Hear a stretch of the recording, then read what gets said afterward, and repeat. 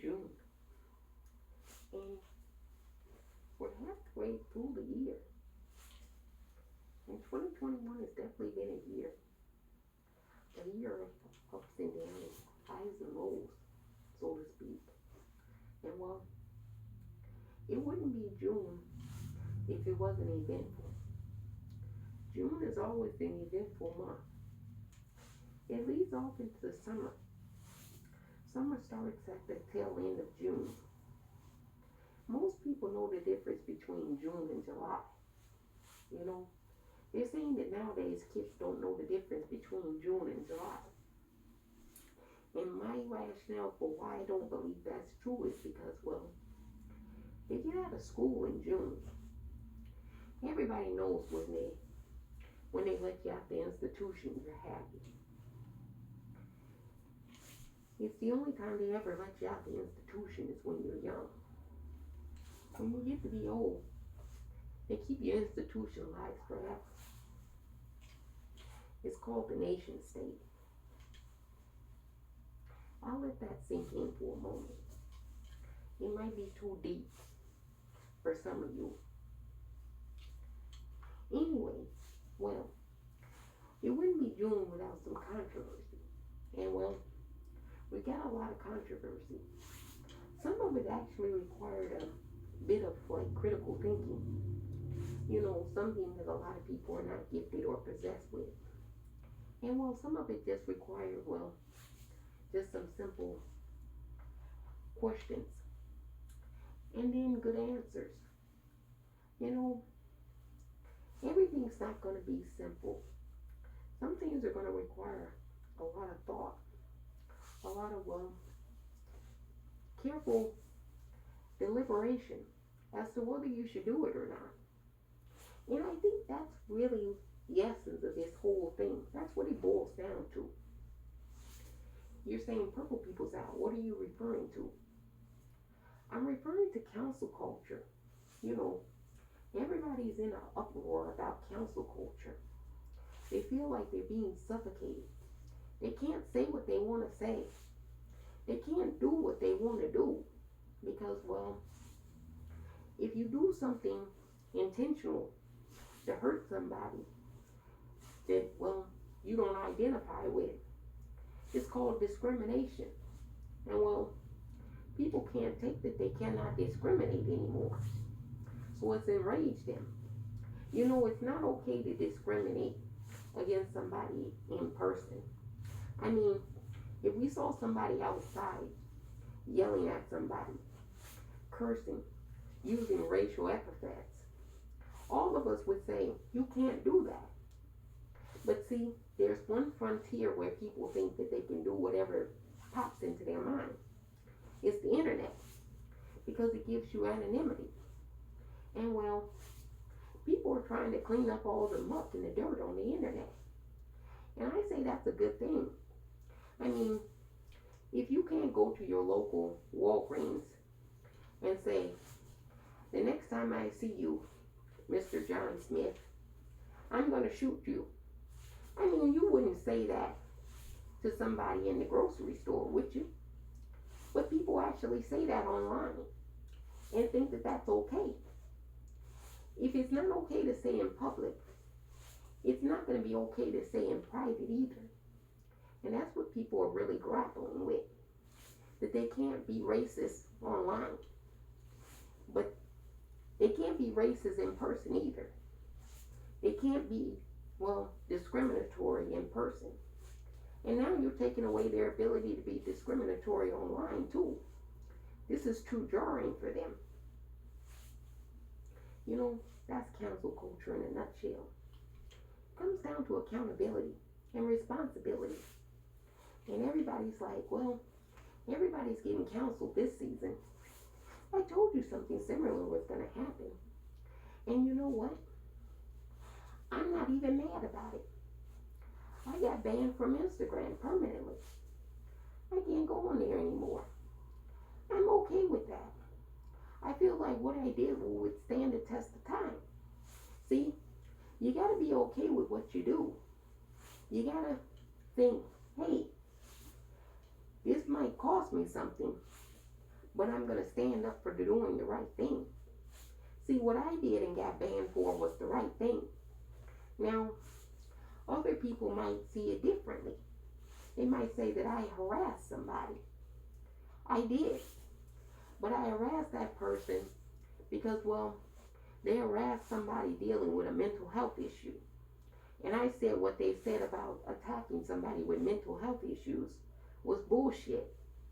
And well, that's considered harassment because I said it to the person. But I don't care. Attacking someone who has a no mental health issue is bullshit. And well, this person told you that. And then, well, you went and attacked that person. But, well, that's not the only reason I attacked that person. I attacked that person because that person has a history of attacking women of color, predominantly. Always attacking black women. And, well, you're going to say, purple people's out. Why is that your business? It's the defense of the marginalized that should be everybody's business. And you see, that's where cancel culture comes into play. It's a mechanism. It's a tool to defend the people who are the most vulnerable in our society. You know, it's one thing to have a debate. I'm fine with debate. Everything is up for debate. Nothing is above criticism. Absolutely nothing. Everything should always be debated. Fiercely. Vigorously. But, well, sometimes people confuse debate with violence. They're like, I want to get my point across. And the other side is like, I want to get my point across too. And well, you have supporters. And your supporters sometimes, if you can't keep them in check, they get violent. And we saw that in 2020 with Donald Trump. I mean, when you run in 2016 and you say, let's make America great again. I had a question back then, Mr. Trump. And I have a question now. When was America ever great to begin with? Was it in 1776 when you first colonized the country and settled here and committed genocide against the indigenous people and colonized and settled on their land? Was it great then? Because, well, whether you count the genocide of the indigenous people or slavery, whichever one you go first or second or first, both were crimes against humanity. And both were crimes that the United States government, until this day, has never actually rectified and compensated the descendants of those crimes for. I'll let that one sink in too. Because that's what people are trying to counsel. They're trying to counsel history. And well, that's fine too. You can counsel history. It happens all the time. People that say, well, I don't like cancel culture, are quick to, well, try to counsel things that don't make them look good. Like critical race theory. We'll talk about that a little bit later on. But you can't say you're against cancel culture and then say, don't teach the kids about critical race theory. Don't teach the kids that, well, the United States was founded on systemic racism, which it was. If you bring somebody over to work for your country who was enslaved and you don't compensate them, that's racist. Especially if you bring one group specifically. I don't know how difficult that is, but apparently that's difficult for people to comprehend. You know, there are some people that are disproportionately marginalized and attacked in our communities. And it's sad, because it shouldn't happen. But it does happen. And we have to acknowledge it. And well, that's what the whole, well, I think rubs people the wrong way. How much do you go about acknowledging it? How much do you make it a big deal? Well, let me just say this. The people that should have that debate are not the people that want to have that debate. What do I mean by that? Let me explain to you something. What the essay that I'm referring to, that was a good central argument. That was a good debate. But can you tell me for the life of me, why, well, heterosexual cisgender males wanted to jump into an argument between transgender women and women. Can you tell me why Ben Shapiro and Piers Morgan and conservatism wanted to jump and defend the feminists? They've never wanted to jump and defend the feminists before. And they certainly never want to jump and defend black women. I mean, they have a track record of talking very divisively about black women and feminists too. So it struck me as odd that cisgender heterosexual men wanted to participate in this conversation and debate. It really has nothing to do with them. You see, they're always trying to get in the way of women. That's what this is about. They're trying to, well, cause division.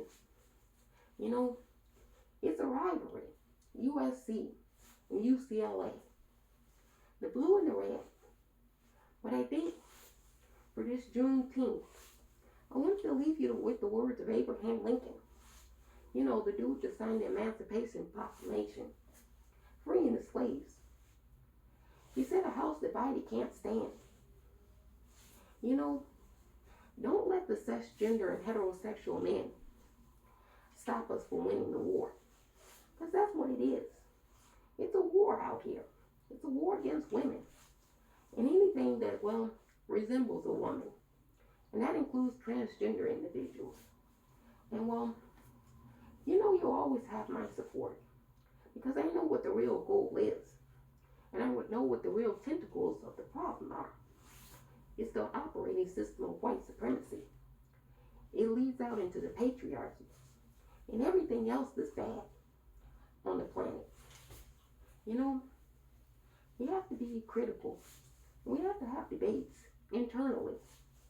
But we don't have to have debaters who just want to seek division come amongst us only for, well, to go throw gasoline on the fire. That's what Ben Shapiro and Piers Morgan love to do. They're white supremacists and racists. And they have Nazi tendencies and ideologies. And, well, they love a good cat fight. And every once in a while we can have cat fights. But we don't want dogs coming into the cat fight. Let the cats fight. No dogs. You know, I said it once, and I'll say it again. You gotta beware of those fucking dogs.